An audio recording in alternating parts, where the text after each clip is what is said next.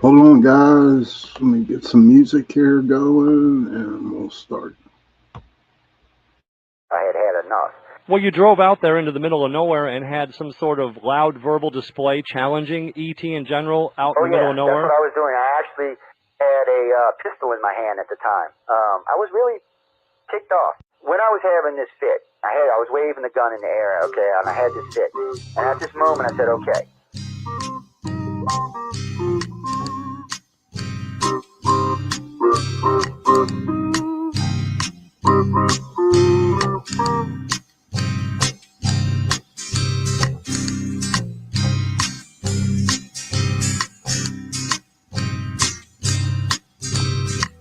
He was a Louisiana man named Montaldo.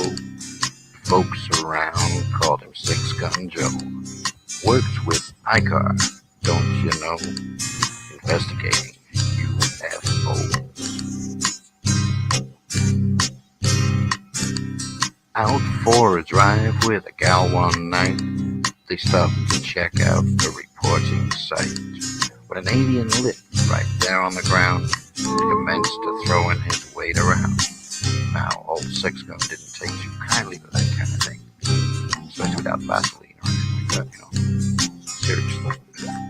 Well, Six Gun looked that critter right in the eye and said, "Any last wish before you die?" Yo, reached for his gun, quick as a twitch, and said, "Fill your claw, you son of a bitch." Now a legend spread across the land about this pistol-waving man. But if you're from space or from Earth below, you don't give no lip to Six Gun Joe.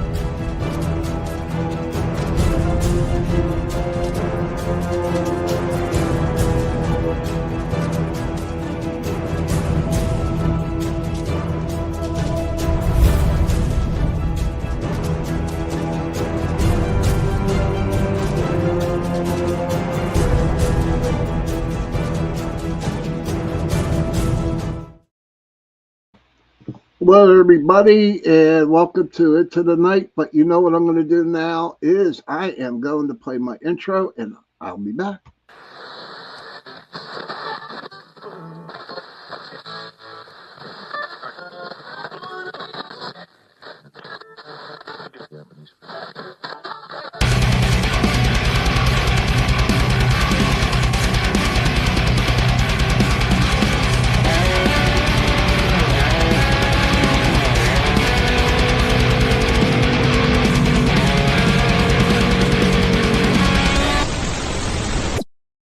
Hey, good evening, everybody, and welcome to the Sunday night edition of Into the Night with me, your host, Sean Kelly.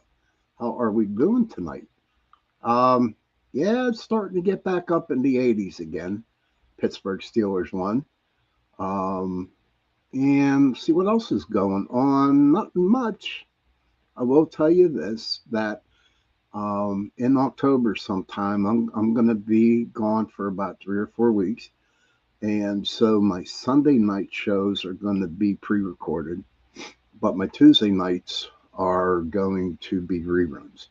So please, while I'm away, come and watch the shows, because I have some really, really good old shows for Tuesday night. Um, and Joni, good to see you. Hi, Michelle. Johnny Topside, good to see you.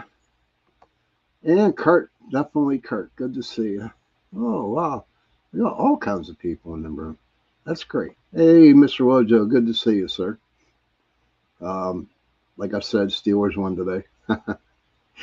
but uh, I'm just doing okay.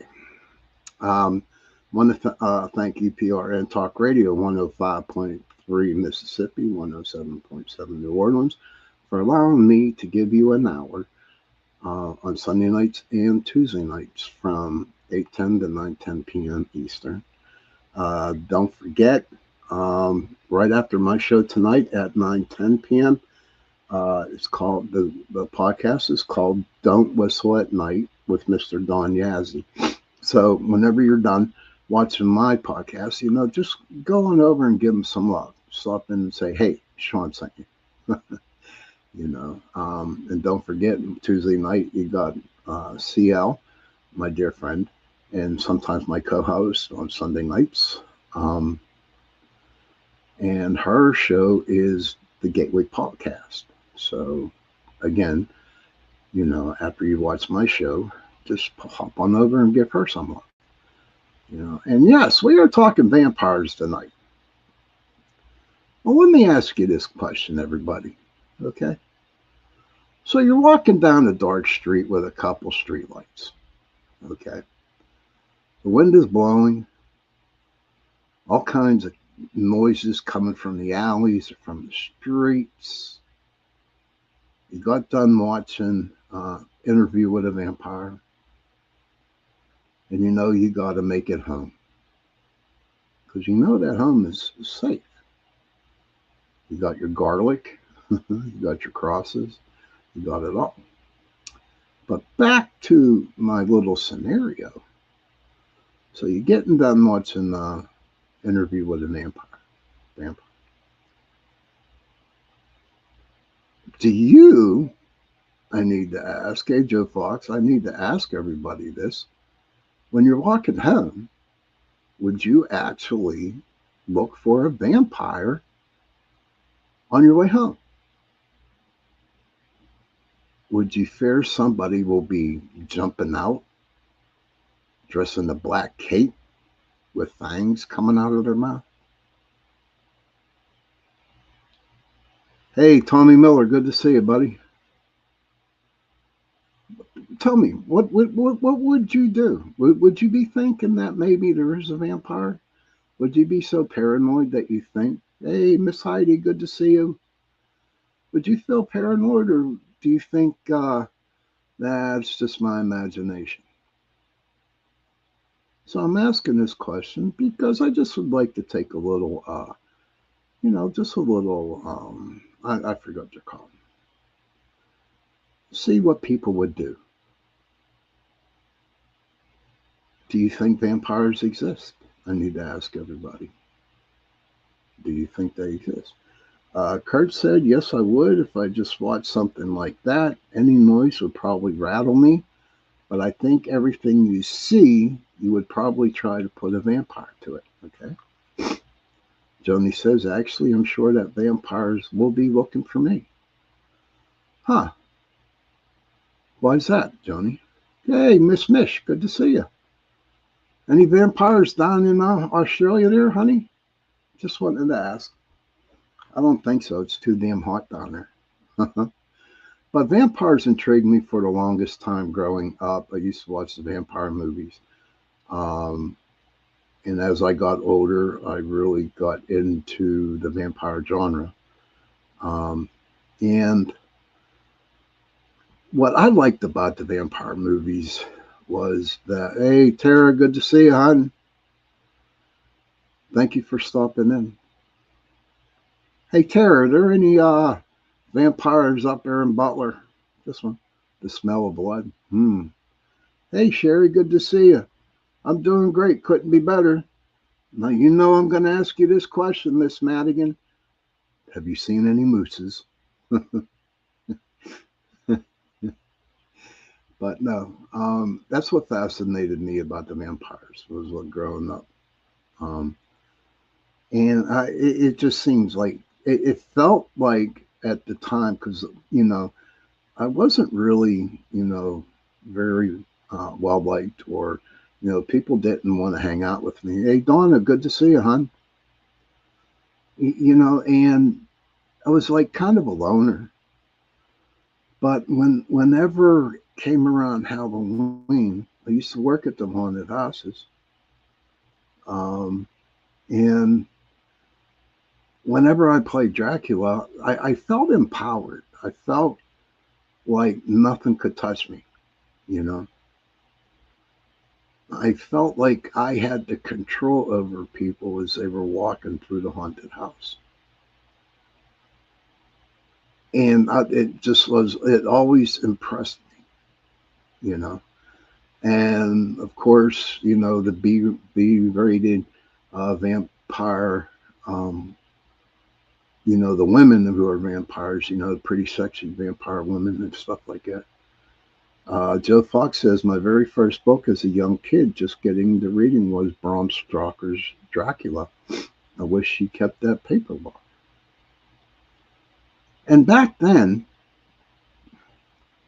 I just felt that I was like as one of the vampire.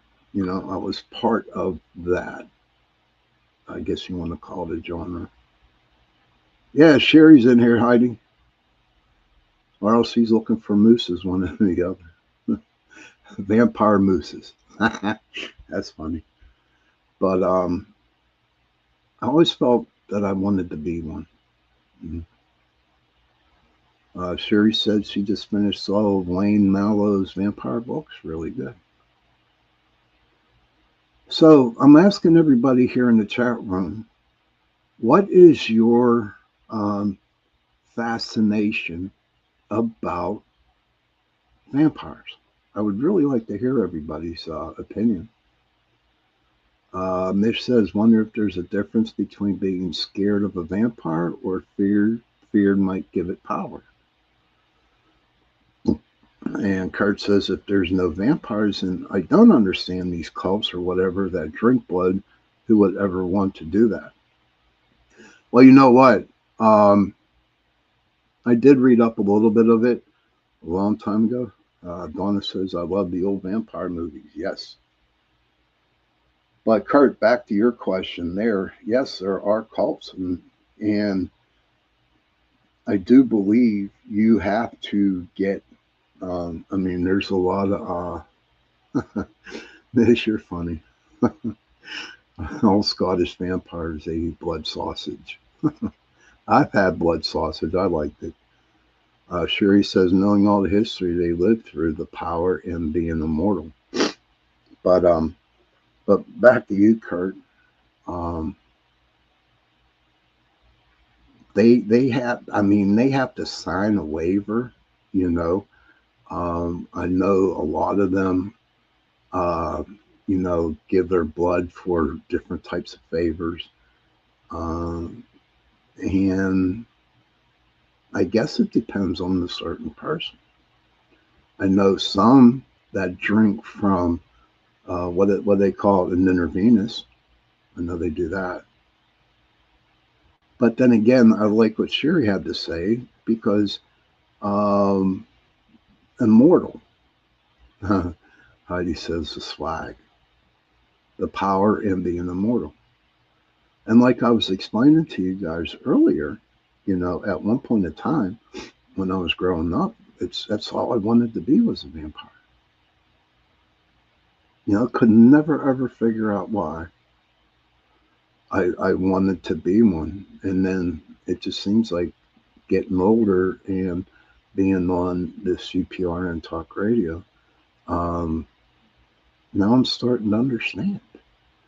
Kurt says, it just seems demonic to me to drink the life of another living being. There are clubs or gatherings here I read or heard somewhere, never have been there, of course, but, you know, I wouldn't mind going to one of them clubs, you know, and just to see what it is. You know, they all dressed up like really, really cool outfits, you know what I mean? And they take it really serious. It's like role playing. I forget the name of it. Role play, I guess, if you want to call it. My brother does it, but not as a vampire. But I don't know. But what I want to get into tonight, okay, and of course I got my trusty AI here, and I'm going to read a little bit of it. and we can go from there. Um, so sit back, enjoy, smoke a cigarette, get a coffee, and let's have some fun. Okay? All right, so the early origins. Okay, the vampire origins begin with the ancient fears of death and disease, particularly Eastern European folklore, where the Slavic upir, or vampire, emerged, but the term and many modern characteristics were lately shaped by written records and social anxieties.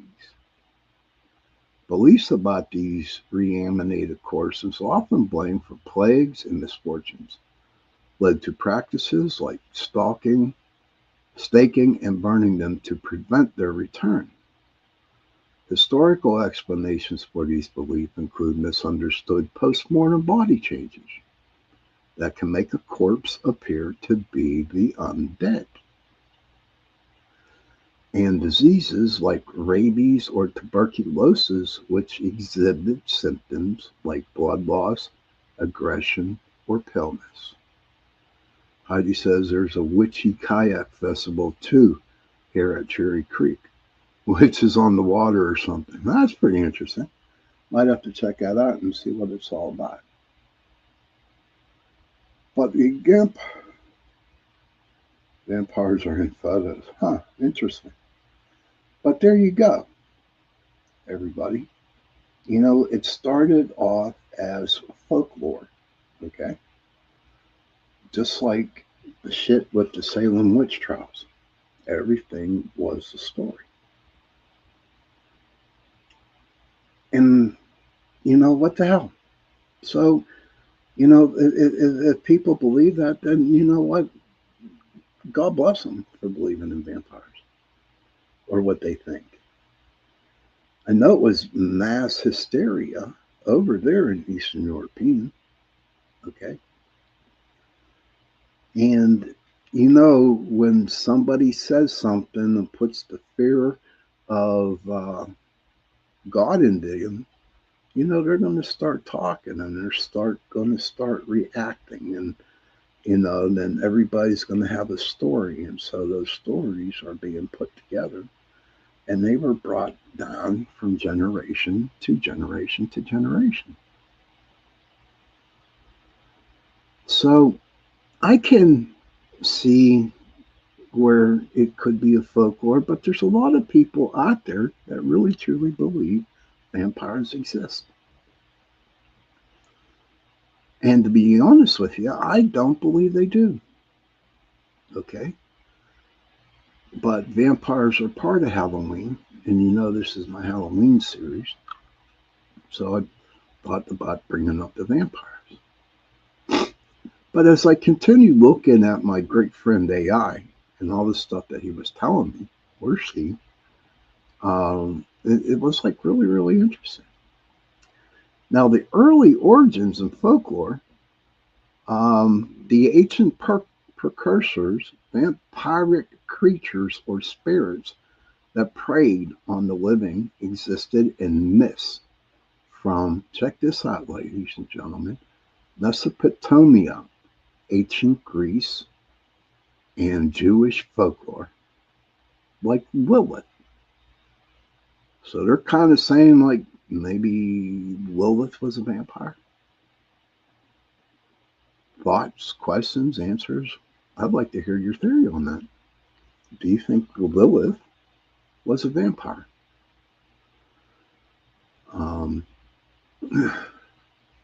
Long before the modern concept of vampires emerged. Eastern European roots. The modern vampire myth is rooted in the Slavic traditions in southeastern Europe, particularly around the 11th century. Miss said, what happened to Vampire Lady? She would help them find people to feed them. Oh, I don't know. I don't know nothing about Vampire Lady. But I'm sure there's a lot of vampire ladies out there right now. I don't know. I don't know that answer, Miss. So, again, it's all because of Europeans, and that's okay. Bulgaria is a big place. Um, Transylvania, you got Dracula's castle up there, the Dark Castle, and they claim that he drank the blood of all the people he has killed and put their heads on spears to scare off. I don't know if it was the Mongolians or whoever it was, but then again, if you look at him, Vlad, he really wasn't a bad person at all. You know, he was just a person who was trying to protect his kingdom.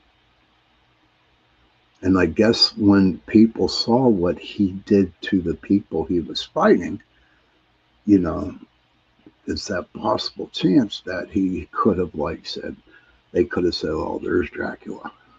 You know what I mean? There he is, there's Drac. I don't know. That's what makes looking things up fascinating for me, you know. Besides Kurt, who else out there has any opinions about vampires? Do they exist? How do you feel about them? Please share them in the room. We can talk about it. There's Dracula. He sucks. No shit, Mish. That's fun. So the Upir, that's UPIR, the word Upir, a possible source for vampire, describe dead individuals who return from their graves, often causing disease. Sherry says Miss DeRoche had a lady on who says that she was young. Her handlers would take her with them, and when they went to feed the vampires, they brought young women. Interesting. That's interesting. I did not know about that. Was that possibility in the past life when she had a past lifer's, reading? I know in past reading, past life readings, I know I was a witch, and I know I was hung, because even to this day, I can't wear no jewelry at all. I can't wear no rings. I can't wear no necklaces. I can't have anything around my wrist or around my neck, because I choke. And I'm talking real long chains too. I choke. I can't have anything like that. So maybe, that sounds interesting. I might have to bring it up to Michelle. Wolfman Gabriel. That's interesting. I don't know. That's interesting, Johnny. You might have to check that out. Heidi says, oh my hell, she most definitely would, probably in just a couple phone calls. Yeah, I would. I'd definitely get her on. We can talk about that. So, hey, Lisa, good to see you. Welcome. You think her name is Beverly Rhodes? Okay. I'm going to have to ask her about that. Van Helsing. Okay. I saw them movies. They were great. It's good to see you in the room there, Lisa. But the misunderstanding disease and death in times of poor sanitation and limited medical knowledge, communities blame supernatural beings for outbreaks of disease, unexplained deaths, and natural disasters. That's interesting. Misunderstanding disease and death. So back then, the sanitation was like really bad, okay, and people were dying. So, and people didn't have no answer. So they basically just blamed supernatural beings, which I would think would be the vampires. But if you look back, and that's in the 11th century. Now, if you go into the Salem witch trials, it's the same thing that happened. The doctors did not know what was causing these people to get sick, and so they blamed it on the witches. And Joni says, wasn't there a king who would drink human blood? I forgot his name, but his picture is on the cover of the magazine that is advertised on this channel. That was Vlad. That was Vlad. I don't know, Dracula. But Sherry says, I don't see anyone else in chat. Happens to me sometimes all alone. I'm sorry you're all alone. I'm sorry about that. I do believe that, yeah, that was Vlad. He was on. Vlad, there you go, Miss. But so if you take the origins of, the vampire, breakout, compare it to the Salem witch trials, people did not know or understand what was going on, and so they blame it on the witches in Salem and on supernatural beings back in the 1100s. The scientific and culture factors, Kurt says, I think Vlad just got a bad rap. Also, he was just showing everyone how crazy he could be to warn everyone off and keep his kingdom safe. And you are so correct, Kurt. I believe that too. Just like I believe that Lucifer got a bad deal, and he was considered Satan, but you all know where I'm at with that. Cat, hey Cat, good to see you, hon. Cat says, I love vampires.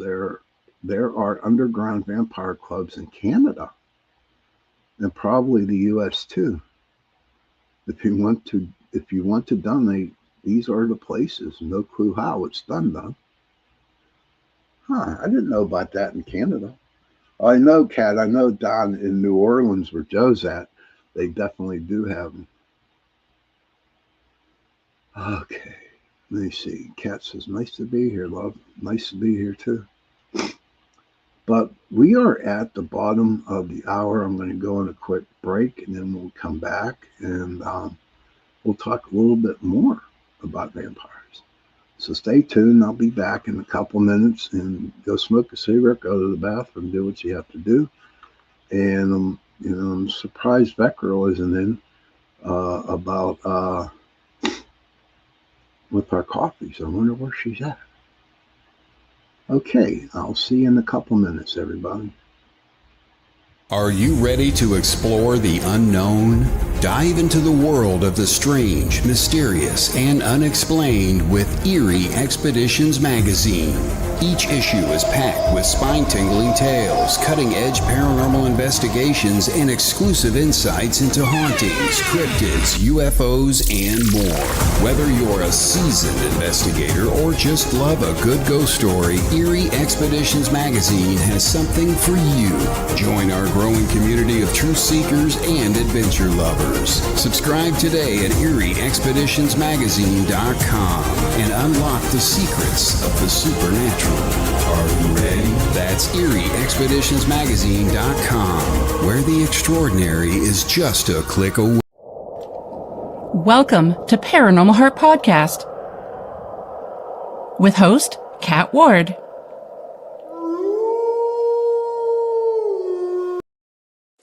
The night has come, it's cold and losing my control. Your light is gone, and lonely darkness fill my soul. I wish that you could save me from my isolation. It's way too complicated. Let's start this conversation. Let's start this conversation. We got no relation.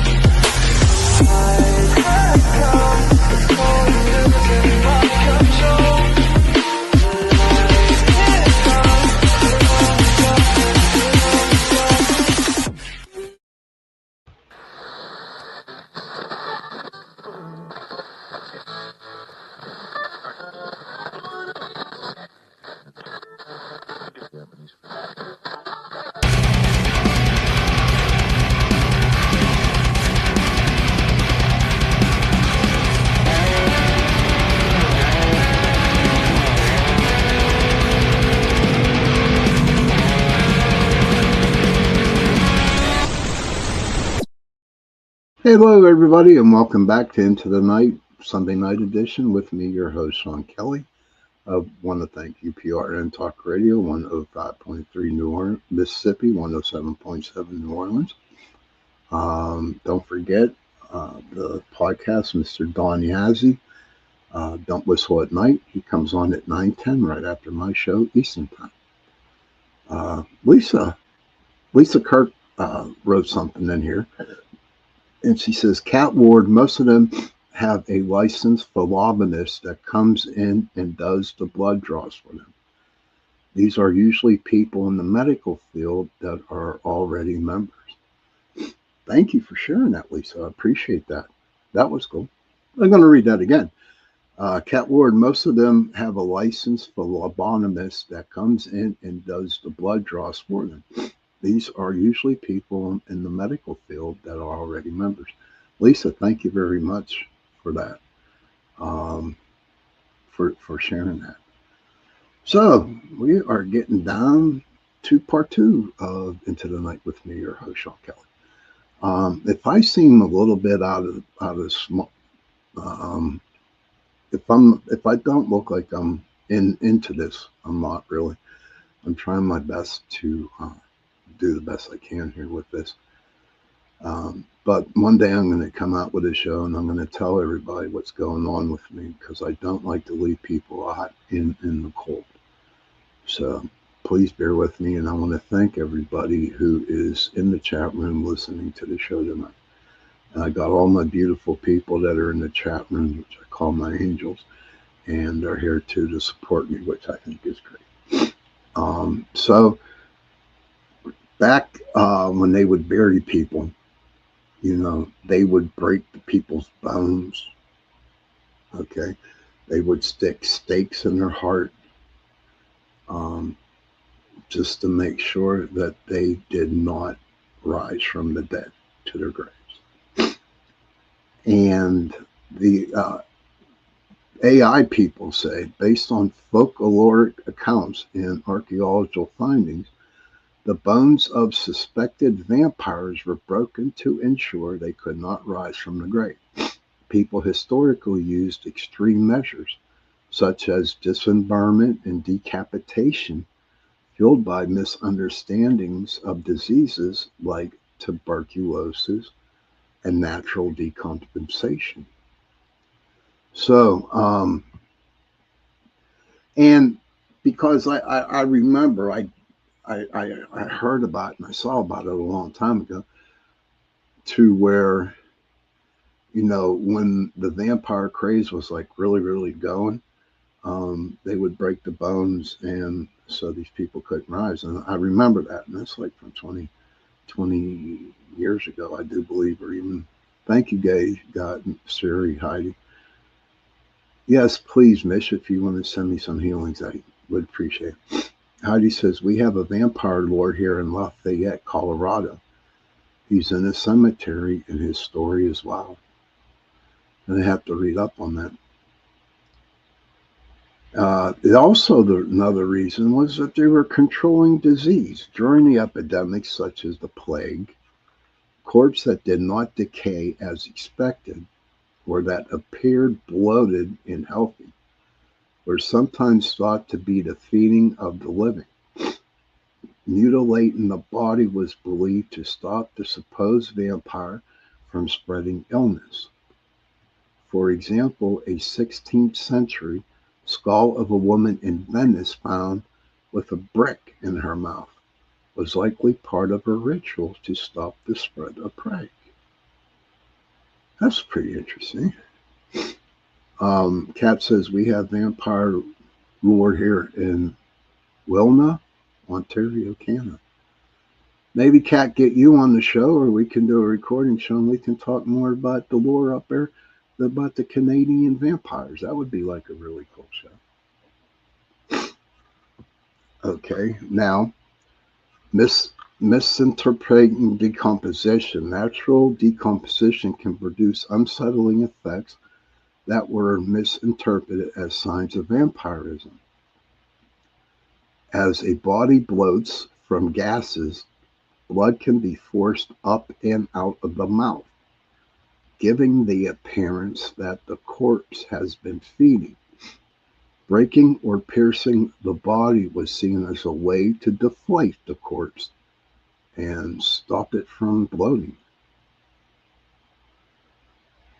Oh man, that's great, Cat. We gotta set something up, dude. Excuse me, dudette. Targeting at-risk individuals. Not everyone was subject to these rituals. Some were targeted for deviant burials due to other circumstances. This included individuals who practiced witchcraft, those who died violently, or anyone who did not receive a proper Christian burial. Mitch said this in another show. When my mom passed away, I'd say it our path unless you're vampires, but even then, the stakes are high. God bless you, Mitch. Kurt says, does anyone have any idea where vampires stay during daylight hours? Or are they just normal people and switch when the sun goes down? Kat might be able to answer that. Lisa might be able to answer that for you. There's also a disease out there, Kurt, that people can't stay in the daylight or the sunshine because it affects them and it affects their skin. I don't know what the disease is, but maybe they do go to sleep when the sun comes up. I don't know, but it's all vampire. It's all lore. It's all one big story. It's one big story with about 1 million different little small stories. Cat Ward said, I burn in the shades, so maybe. That's funny. I'm more productive at night, that daylight. Okay. Other anti-vampire burial methods. In addition to breaking bones, people practice a range of other rituals to ward off suspected vampires. Of course, everyone knows about the staking. Okay, Kevin, good to see you, buddy. Driving a wooden or iron stake through the chest was a common method, particularly in Slavic cultures. Decapitation. Some burials involve completely removing the head and placing it between the legs or away from the body. Weighting the body, placing heavy rocks or stones on the corpse. That was another way to physically pin it to the grave. And burying it face down. Some bodies were buried face down in the belief that if they woke, they would dig further into the earth instead of rising to the surface. That's crazy. That is so crazy. I can just imagine being back in that times when all this stuff was going on. I mean, I'd go into a time machine and go back. I would. I definitely would do that. But it's just amazing how you can take a story, you can take a folklore. Bram Stoker, his vampire book was based off of Lores. Lores, guys. And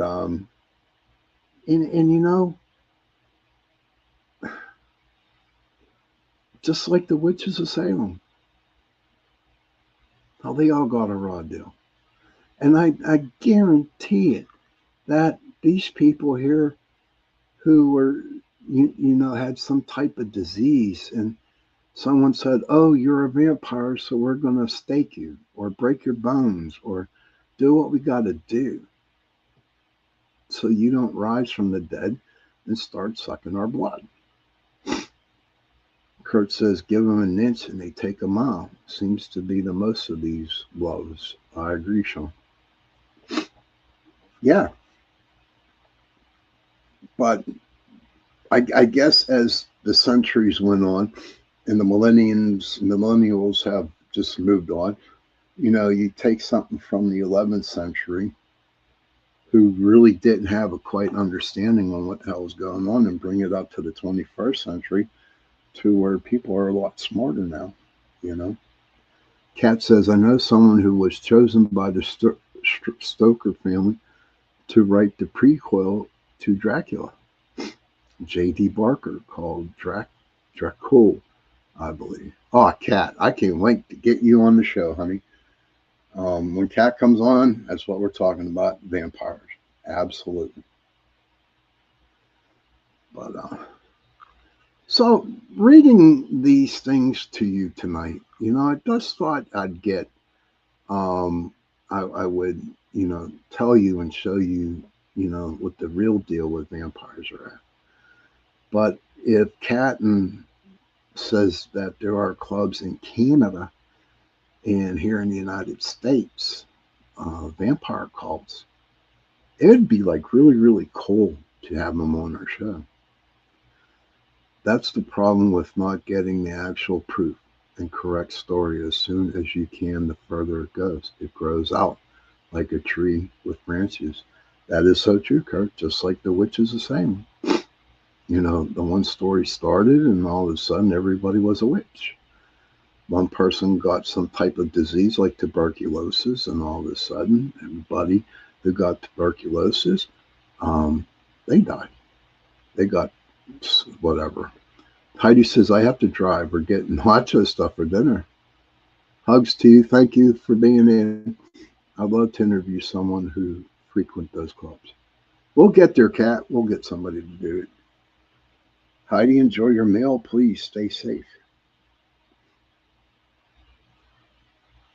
So, my last thing I did look up, though,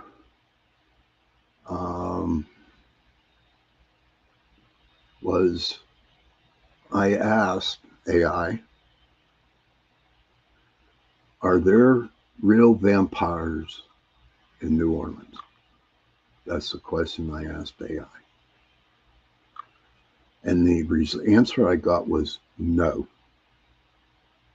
Real vampires do not exist in New Orleans. However, the city is a hub for vampire lore and a modern-day vampire subculture, largely due to Anne Rice's The Vampire Chronicles. The city's historic atmosphere, cemeteries, and unique folklore, including tales of the Casket Girls and figures like Jacques Saint-Germain, have contributed to its enduring reputation as a legendary vampire city, attracting visitors' interest in the mythos. Squatch, man, good to see you.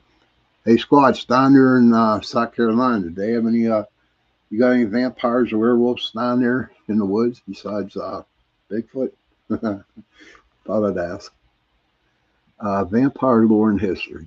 Early folklore, vampire myths were brought to New Orleans by the early French and Spanish settlers. This is interesting. We might have to do a show on this. The Casket Girls.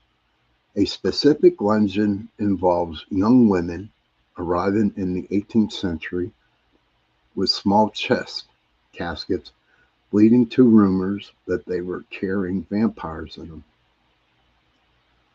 And Jacques Saint-Germain, this figure is one of New Orleans' most famous vampire legends, rumored to be an ancient and powerful vampire. And Anne Rice's influence, The Interview with the Vampire. Anne Rice's novels, particularly Interview with the Vampire, solidified New Orleans' image as a quintessential vampire city in modern culture. Literary legacy, her work inspired a fascination with the city's vampire mythology and led to numerous books, movies, and tours centered on the theme. So I would have to say, let's go to New Orleans, everybody. Let's go down and knock on Joe Montaldo's door and let him take us like vampire hunting. Modern vampire culture, self-proclaimed, there we go. Self-proclaimed vampires. New Orleans is home to a self-identified vampire subculture where their individuals adopt the lifestyle and aesthetic of vampires, though they are not considered supernatural beings. There you go. The cat says Joe needs to have a UPRN party and fly us all down. He has to hit the lottery in order to do that, Cat. That would be cool, though. But the self-proclaimed vampires, New Orleans is home to a self-identified vampire subculture. The vampire-themed establishments, the city boasts numerous businesses catering to vampire enthusiasts, such as a themed restaurant like the New Orleans Vampire Cafe, bars, and boutiques. And even in New Orleans, they give vampire tours. That would be cool. I mean, I've gone on so many damn ghost ones. You know, it'd be nice to go on a vampire tour. So, vampire tours. The city offers vampire tours and ghost tours that explore the historical and fictional connections to vampires, drawing on the myths and legends that have become synonymous with New Orleans. So, long story short, let's all go down to New Orleans and take a vampire tour. Kurt says, New Orleans reminds me of the home of the voodoo. It's all the kinds of weird stuff goes on there. Yes, it is. I do believe New Orleans was a port where everybody came into, Haitians and you know, maybe I can get Joe on here and we can talk about that, you know, because that sounds like really, really interesting stuff. Kat Ward says it's her dream to visit New Orleans. Yes, I was there one time and we were only in for 2 days. I stayed on duty on the ship for the one day and didn't really get to go out and explore downtown New Orleans. But from what Joe tells me, New Orleans is like a crazy, crazy, wonderful, beautiful place to go to. You know what, Kat? One day your dream's going to come true and you'll be in New Orleans. Well, it's getting pretty close to the end of the show here. I hope some people got a little bit of knowledge of the vampires tonight. I know I did, you know, before the show when I was reading a little bit. And I thought it was really, really interesting. But the only sad thing about the whole show was how everything just started with a story back in the 11th century that brought on all this crazy, stupid reasons why they break bones and stake them with wood or steel and wood over a war. But those wars, you know, if it wasn't for the wars, though, you got to look on it. It's like a double-edged sword. The wars, you know, actually got Bram Stoker to write his book, which started the vampire craze. And then you also got Anne Rice. Look what she did. My God, she's a beautiful, beautiful writer, a beautiful book writer. Lessons, careful what we say. Thanks for that. It's okay, Kat. I'm sorry that you missed the beginning of the show, but if you know, if you get the opportunity, you know, just check out the first show. Everything would be like pretty cool. Well, this is part of my Halloween thing that I'm doing. Like I told you at the beginning of the show, okay. There are some weeks here in October and maybe the first week in November. I'm not going to have any live shows. My Sunday shows are going to be pre-recorded, and my Tuesday night shows are going to be, you know, reruns of shows even before you guys got to know me. Kevin says, sounds like I missed a good show tonight. Had a meeting at work and got out late. Yes. Oh, thank you for rewatching it. But I want to thank everybody for coming in and listening to the show this Tuesday. Who knows who I'm going to have on, but it's going to be a good show because all my shows are good. Pat myself on the back there, got to. Sherry, hopefully you got a moose that comes up to your house. If a moose comes up to your house, Sherry, honestly, you better have a camera ready and take a picture. Take care of you too, Sherry. Thank you very much. Thank you, Michelle. Children, if you can, please go to your parents, give them a hug and tell them that you love them.